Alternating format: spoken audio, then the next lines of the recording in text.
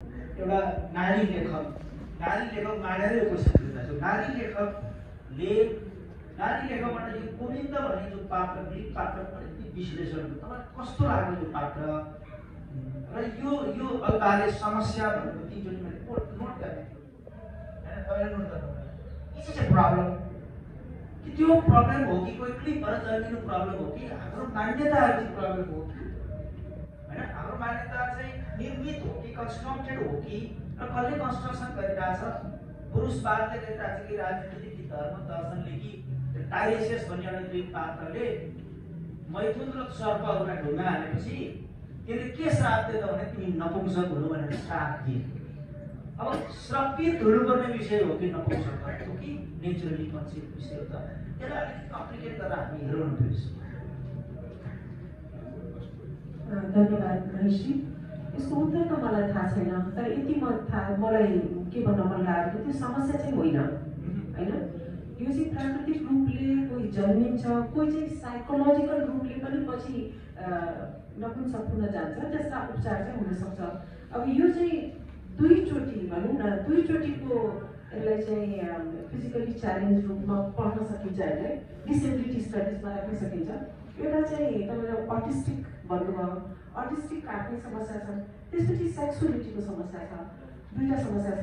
मलाई लाग्छ यस्ता विमर्शहरू साहित्यमा आउनु त राम्रो हो, साहित्य त एउटा ठुल्ठुलो मात्रै हो, त्यसको अर्को विमर्शहरू चाहिँ हामीले त्यस्तै क्वियर कम्युनिटीका साथीहरूसँग पनि बसेर बहस गर्नुपर्छ।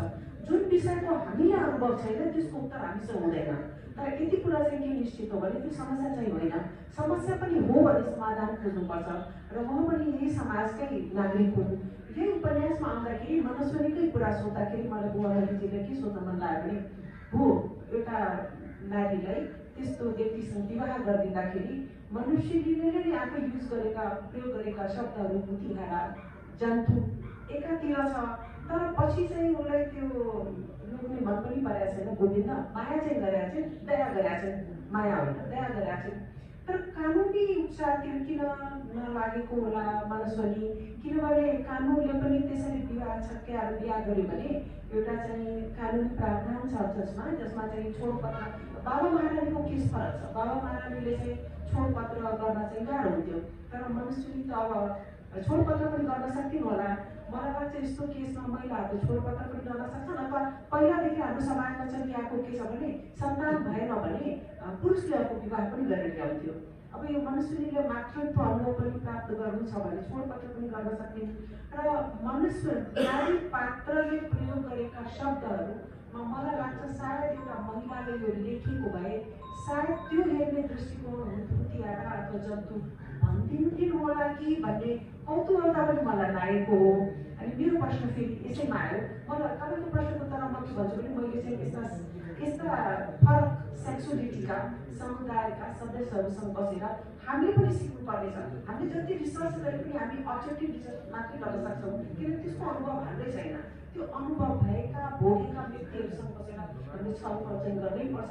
मेरो प्रश्न चाहिँ कानुनी उसमा विकल्पमा किन नगएको होला त मैले सुने। मैले यसमा लेखेको पनि छु, मनस्विनीले एक ठाउँमा भन्छ कि यो पात्रलाई, यो गोविन्द भन्ने पात्र छ, यो गोविन्दलाई म नपुंसक प्रमाणित अदालतबाट गराएर छुट्टी लिन सक्छु, पारपासुकी हुन सक्छु, तर भन्छ तर म नारीबाट नै मुक्ति हुने अदालत चाहिँ कहाँ छ भन्ने प्रश्न छ यसमा।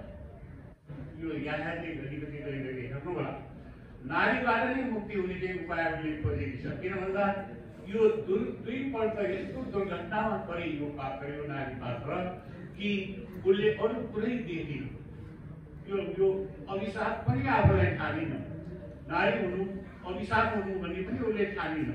म छुट्टी लिन त सक्छु र यसलाई म नपुंसक प्रमाणित गराएर म छुट्टी दिएर गलत बसौँला, तर म त फेरि नारी नै